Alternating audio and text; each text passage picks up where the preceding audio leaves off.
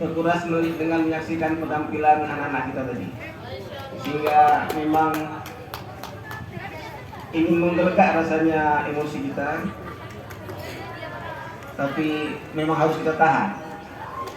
Insya Allah bila boleh kami akan sampaikan dua puisi. Satu puisi karya kami sendiri, satu lagi karya penyair Palestina asli yang meninggal 20 Oktober kemarin. Puisinya dia tulis menjelang wafat beliau. Beliau termasuk, walaupun beliau penyair, ibu rumah tangga, beliau juga menyelesaikan S2-nya di Gaza City, Gaza University, mengambil bidang biokimia, jurusan nutrisi. Cuma beliau pada malam hari itu menjadi syahid bersama anaknya, tak sempat menyelamatkan diri. Itu puisi yang kedua nanti, puisi terakhir beliau, insya Allah.